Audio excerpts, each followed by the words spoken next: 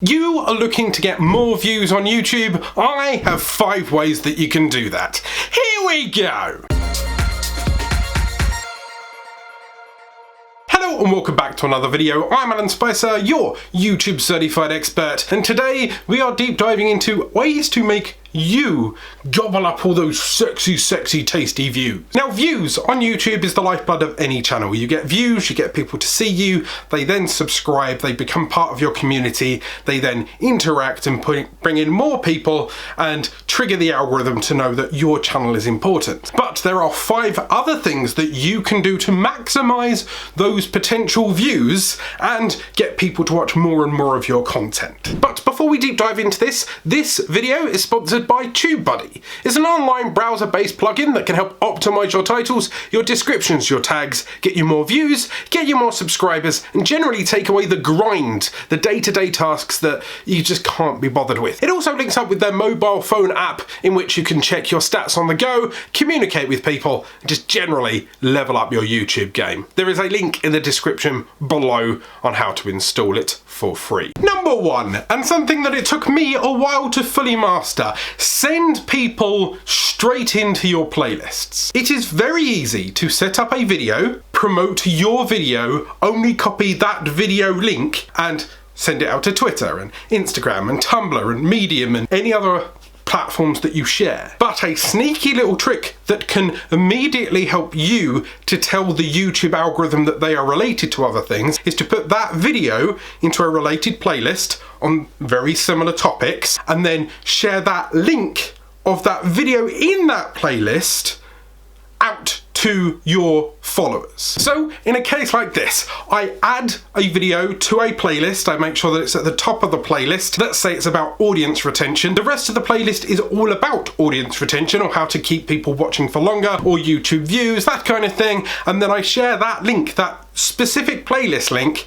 out with that video. But why, Alan? Well, you'll see. As soon as you click on the link, it goes straight into the playlist. Immediately on the right-hand side of your screen or on your phone underneath the video, it then says up next, up next, up next, and it suggests all of your videos because it's now in a playlist. You've hooked them into a watch time loop. You've given yourself the best chance of them watching one of your videos next. And best of all, if it does play your video next, it tells YouTube that this one normally leads to this one, and it'll start suggesting as a, here you go, this one's up next. This one is what people normally watch after they watch this. It also means that you'll get video retention for that video. It also then themes them, so they might hop to the next one and go, oh, this is also relevant, and watch that as well, which means you keep them in session, you keep them drilling down into your channel, which is a positive sign and a positive hint for the YouTube algorithm. 2, clearly call out your videos in cards and end screens. If you have a related video, so in this case, if you had a video that says 5 ways to get more subscribers,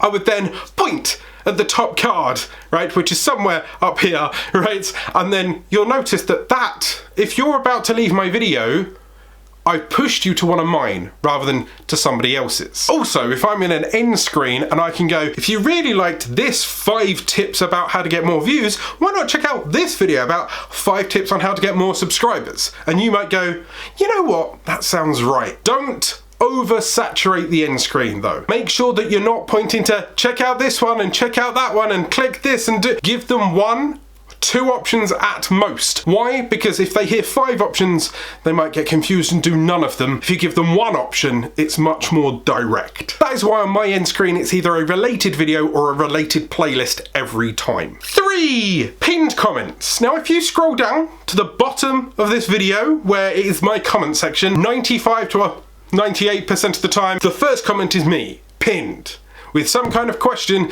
and some kind of link to a video. Why? That is prime real estate for advertising. That is the very first comment that everyone's going to see. That is my chance to ask my question of the day. That is my chance to push you into other content. How many times have you read a YouTube video description? How many times have you read a YouTube video comment section? Now, you're most likely to read the first 10%, the first 10% of the description, the first 10% of the comments is the first 2 or 3 lines. And if you can pin your suggestion and your playlist and your video, then it's getting more eyes and more likely to get a click-through, conversion, and another view. It's kind of one of the reasons why if you comment on a very popular YouTube channel and you're lucky enough that it floats to the top because it's a popular comment, you might get views and traffic that way. If it's on your channel, they're already engaged with you, so try and leverage that little bit of loyalty and push them into something else that they might like. And remember to link videos that are related. So if I'm talking about how to start a podcast, then I'll put podcast links, or how to start a podcast on Anchor, or any other videos that might, you know, pique their interest on the topic that they have just watched. 4, a little bit more complicated now. Go and have a look at your top performing videos. Have a look at your top 10. Best way to do this, go to analytics, click on views, go down, scroll down, and you'll see the ones that have got the most views and the most watch time within the last 28 days. You can also extend that to, I do 90 days, but you can do it over the course of the lifetime of your channel or a year. Have a look at your top performing videos. Have a look, are they getting constant views? I know that one of my best performing videos on this channel is how to delete your YouTube channel, or how to create a custom channel URL, how to add end screens to your video. So what I will then do is look at those and go, people expect that type of video from me, or people are expecting help with that topic. They're clearly liking that content, so why not make that video with a twist? In my case, I initially started with how to delete your YouTube channel, and then I did how to delete your YouTube channel on mobile, and then over time I'll probably revisit it with how to do it with on iPhone and Android and iPad. Why? Isn't this repetitive content? Yes and no. Someone's clearly asked that question, but are you giving them a very specific answer? If you're very broad, you might be able to catch a load of people.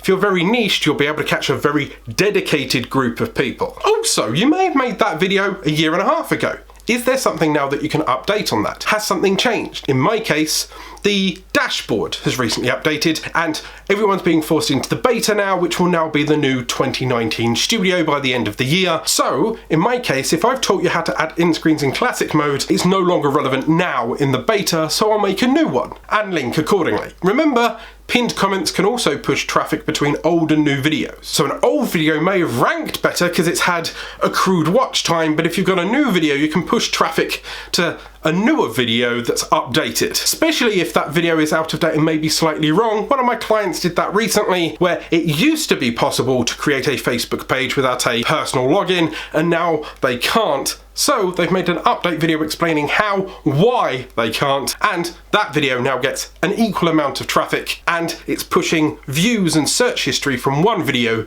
to a newer video. So capitalize on what you know works. 5. Trends. Now, I don't mean go out of your way to do the baby shark. I don't mean to go out of your way to become a van life vlogger with fluffy hair and a pet snake. But if you have a look at what is trending right now, what is going to trend in the next couple of weeks, some you can predict. So right now, you might be having a look at summer fashions, you might be having a look at new school, you might be having a look at university tips, or you might be thinking about Halloween already. Alternatively, if there is a topic right now that people are talking about, in my case, as I'm making this video, there is the YouTuber union, there is the Janelle Eliana situation. Why not grab hold of that topic and twist it into your niche and generate some slush income? I made a video explaining why I think Janelle has exploded and how I think it's a mix of planning and how it's a mix of strategy and how it's a mix of luck. I was able to then make a video on the fair trade